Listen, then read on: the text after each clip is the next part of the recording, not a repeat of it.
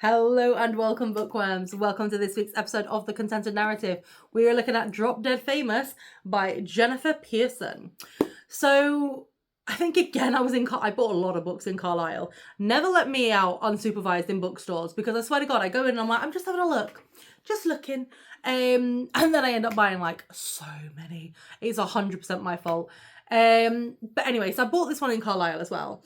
And essentially you've got Blair Baker is a superstar. She's risen, and she's doing a tour and she's starting back home.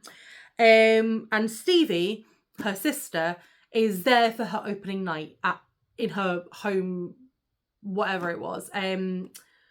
Stadium, that was it. Couldn't think of the word of stadium. Brilliant. And as she sat there waiting for it to start, lights come on, it comes on, and Blair's laid over and she's been shot. And essentially Stevie goes into this sort of like, I need to find out what happened. Like, this is not okay. Like, this is my sister. However, there's also background to Stevie's character in the respects that she's lost her niece because her niece went missing and they don't know what happened to her niece. She just vanished into thin air. And also there's sort of like hints and links to another unsolved murder that happened a couple of years previously. So there's a lot sort of like going on in the story. So I would say genuinely, I really enjoyed the characters. I enjoyed the story. It wasn't like a whodunit. It wasn't like you were introduced to a load of characters and then suddenly you had to figure out who it was that killed. You were taken on this story along with Stevie and trying to figure it out. There were loads of like side plots and stuff. So there was a couple of stalkers that were thrown in there for Blair. Obviously you had the unsolved murder and you had the niece going missing. And I think that bit was a little bit too busy. I think overall they could have done away with one of that area. I think that there was a bit too much going on with that. But overall it was all sort of finalised with what it needed to be. And when you got to the end and you found out who had done what, how it had gone down, why it had gone down, you kind of sat there going, oh, okay, I like this.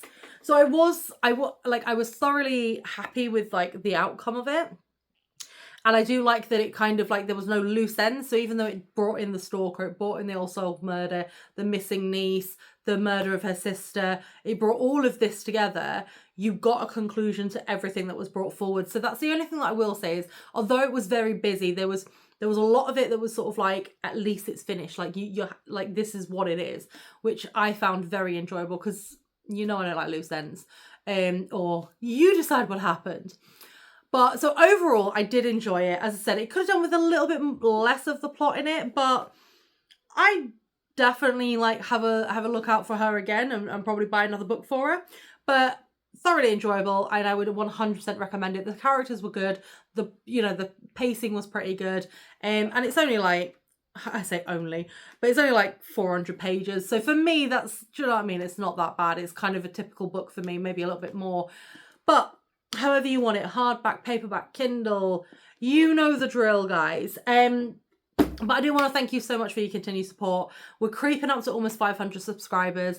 It means the world to me that you guys keep coming back and watching the videos. I try and respond to comments when I see them come through. I'm just doing this for a bit of fun, but every time that someone is saying that they're starting to read again or they've read a book based off my recommendation, it means the world to me. So thank you so much for keeping me going. But remember to always keep it contento.